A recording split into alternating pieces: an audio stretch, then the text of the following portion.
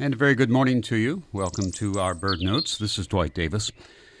I'd like to mention first this morning something that might be of interest to those going to New York, to the Big Apple, in the next few weeks. The American Museum of Natural History is a wonder house, to borrow a phrase from Kipling. One could spend days absorbing all it has to offer. One of the temporary exhibits, though small, is well worth seeing. It is a group of amazing photographs of birds, only a couple of dozen pictures, but strikingly beautiful, very, very creative, and just an amazing array of the photographic art. The exhibit is titled On Feathered Wings. It's on the second floor right behind the Hall of African Mammals at the American Museum of Natural History in New York. Now, some definitions and clarifications on what is to follow.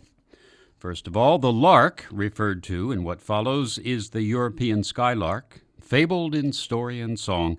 It is not our chunky meadowlark. The English blackbird is a thrush. Its posture and manner very much like our own robin. Indeed, paint an American robin black, and you could pass it off as a European blackbird. What is called the thrastle is most likely a throstle, which is an old name for the European song thrush, a bird also related to our American robin. Leverock is an old name for a small bird, as yet unidentified by me. And titlark is another small bird, possibly what we know today as a pipit. The linnet is well known. It is a small, attractive finch. The European robin is not the same as our American robin. It is a small brown bird with a breast of a different shade of red from our robin. And the nightingale, of course, is one of the great songsters of nature. Now, all that said, as prelude, let's consider Isaak Walton. He is known, of course, for the 1653 book, The Complete Angler, and it is still, after all these centuries, a practical and useful guide to the catching and cooking of fish.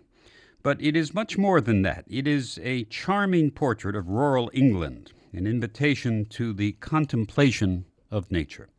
And so, on this fine spring morning, some lines from Mr. Walton's The Complete Angler, apropos of birds. Writes he, "The very birds of the air are both so many and so useful and pleasant to mankind that I must not let them pass without some observations. Those little nimble musicians of the air that warble forth their curious ditties with which nature hath furnished them to the shame of art.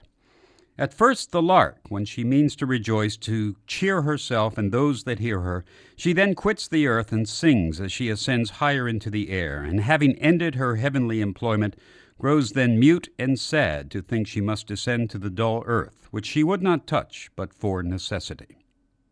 How do the blackbird and the thrastle, with their melodious voices, bid welcome to cheerful spring, and in their fixed months warble such ditties as no art nor instrument can reach to. Nay, the smaller birds also do the like in their particular seasons, namely the leverock, the titlark, the little linnet, and the honest robin. But the nightingale, another of my airy creatures, breathes such sweet, loud music out of her little instrumental throat that it might make mankind think miracles had not ceased. He that at midnight, when the very laborer sleeps securely, should hear, as I have often done so, the clear airs, the sweet descants, the natural rising and falling, the doubling and redoubling of her voice, he might well be lifted above the earth, and say, Lord, what music hath thou provided for the saints in heaven, when thou affordest bad men such music on earth."